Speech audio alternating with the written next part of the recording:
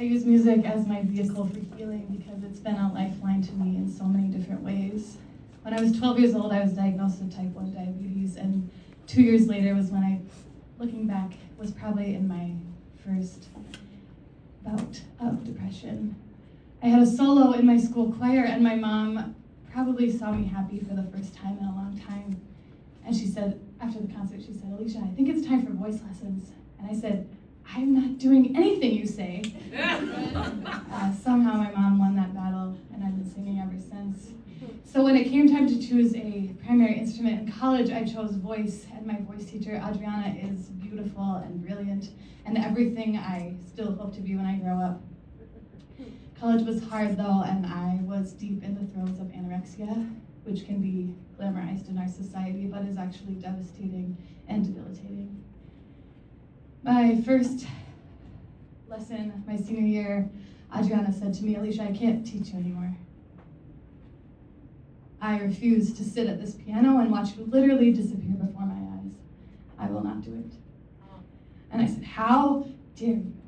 How dare you take away the one thing I have left that I like about myself?" And she said, "Alicia, that's bullshit. Because you can sing wherever you go and whenever you want, and no one and nothing can take that from you except for this disorder if you don't get help." So I left school for a year and I was in treatment. And that year was filled with more hard work and tears than I ever thought possible. And that year, the hard work didn't stop after that year, of course. Sometimes I joke that I've been in therapy for 100 years. And somewhere in those 100 years, I learned how to use my voice for something other than singing. I learned how to proclaim who I am and to articulate what I need and to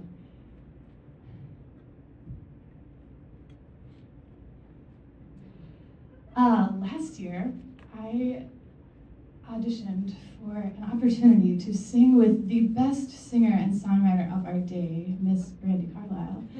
I know. You may be thinking, there are surely better singer-songwriters of our day. I haven't even heard of Brandi Carlile. But I have the microphone right now, so it is Brandi Carlile.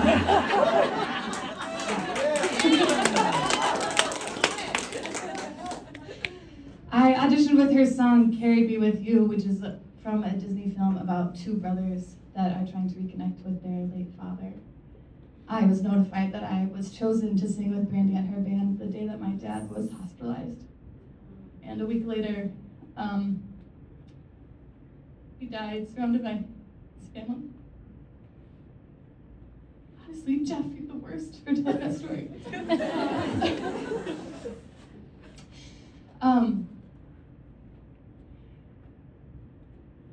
The next day we were planning my dad's funeral, and I thought, there is no way I can go on vacation after we just experienced all this together. And my grandma, my dad's mom, said, "Your dad would not want you to miss that." So Grandma said it, we're going. My mom and I went to this music festival in Florida, and our Uber driver on the way to sing with Brandi Carlile, his name is Brad, which is the same as my dad's. And Brad knew about Brandi Carlile because his best friend was in the music industry, and his best friend happened to be on tour with Luke Combs.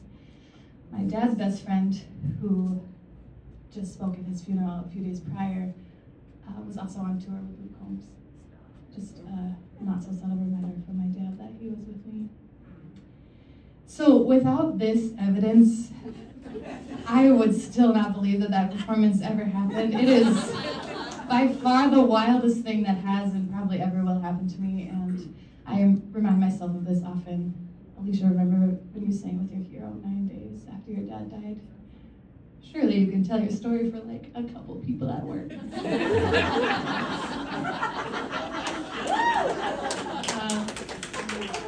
And while I am forever grateful for this moment and will never forget it, it is all of the days that I chose to sing that led up to this day.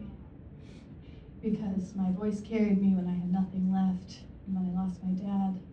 And I will choose to sing every day, even if my voice is shaky and tired.